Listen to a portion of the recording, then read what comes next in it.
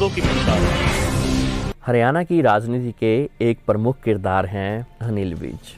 राजनीतिक गलियारों में इन्हें गब्बर के नाम से भी जाना जाता है। 1990, 1996, 2000, 2009, 2014 और 2019 में अंबाला कैंट से विधायक चुने गए। 2014 से लेकर अब तक कैबिनेट मंत्री हैं।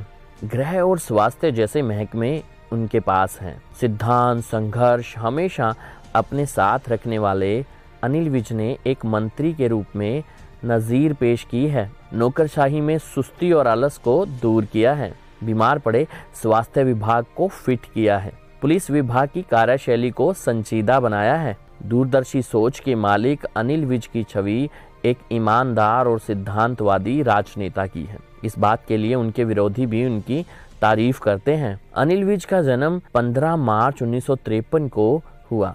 अंबाला कैंट के एसडी कॉलेज से इन्होंने साइंस में ग्रेजुएशन किया। इसके बाद बैंक में नौकरी करने लगे। विद्यार्थी जीवन काल से ही विज अखिल भारतीय विद्यार्थी संघ से जुड़ गए। वे राष्ट्रीय स्वयं सेवक संघ से काफी प्रभावित रहे हैं। संघ की पाठशाला में उन्होंने सिद्धांत और नैतिक मूल्यों को सीखा। साल 1990 में अंबाला कैंट में उपचुनाव हुआ। इस उपचुनाव में भारतीय जनता पार्टी ने अनिल विज को उम्मीदवार बनाया। विज ने पहले ही चुनाव में जीत हासिल की और विधायक निर्वाचित हुए।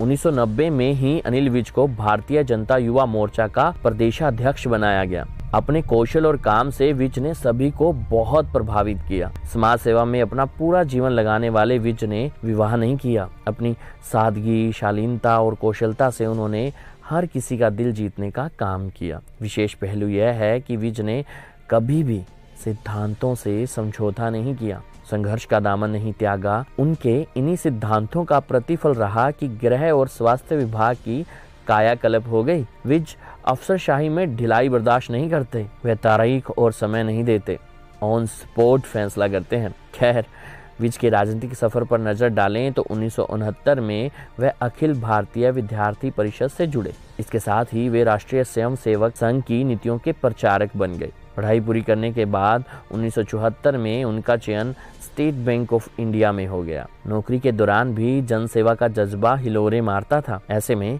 16 बरस की सरकारी सेवा के बाद नौकरी को अलविदा कह दिया। 1995 में अनिल विज अंबाला कैंट के लोगों को ज्यादा वक्त देना चाहते थे, इसीलिए 1995 में भाजपा को अलविदा कह दिया। अनिल की मेहनत रंग लाई और 1996 में वह निर्दलीय विधायक बने। 2000 में भी अनिल विज को कैंट के लोगों ने बतौर निर्दलीय ही विधानसभा में भेजा। भाजपा को अनिल विज की कमी पूरी करने वाला कोई नेता नहीं मिल रहा था। 2005 भाजपा के वरिष्ठ नेता विज को फिर से भाजपा में ले आए। अनिल विज लोगों का दर्द बनकर सड़कों पर उतरे व कैंट की नुमाइंदगी की।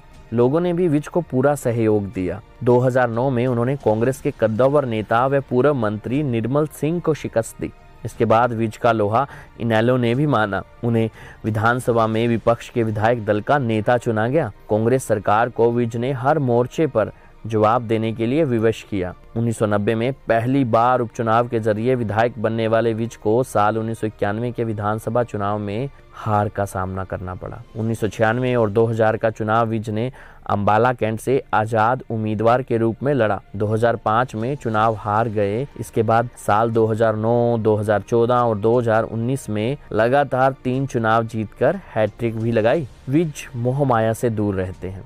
सादगी उनका गहना है। अंबाला में खुद के नाम एक मकान है, 2 कारें हैं, सालाना कमाई 25 लाख रुपए है। सुबह सवेरे वे अंबाला में एक चाय की दुकान पर जाते हैं, आम जनमानस के बीच चाय पीते हैं और अखबार पढ़ते हैं। सरकारी कार्यालयों में एकाएक औचक निरीक्षण करना उनकी फितरत है। उनका यही स्टाइल उन्हें गब्बर बनाता है। वे राजनीतिक गलियारों में अपने स्पष्टवादिता के लिए मशहूर हैं। बेबाकी से बात करते हैं। विशेष पहलू यह है कि वंशवाद से लेकर सिद्धांत और मूल्यों से दूर हो रही राजनीति में विज जैसे लोग आज भी एक मिसाल बने हुए हैं। विज के सिर कैबिनेट मंत्री का ताज सजा है। खास बात यह है कि विपक्ष का नेता रहते हुए उन्होंने एक जिम्मेदार विपक्षी नेता की भूमिका को बहुत बखूबी से निभाया है। अब पिछले करीब 6.5 वर्षों से अनिल विज कैबिनेट मंत्री हैं। मंत्री के रूप में उनका काम बोलता है। उनकी कार्यशैली ऐसी है कि भ्रष्ट और निकम्मे अफसर उनके नाम से ही सहम कांप उठते हैं। खैर, आज की राजनीति में अनिल विज जैसा सिद्धांतवादी नेता निश्चित रूप से मिसाल बेमिसाल है।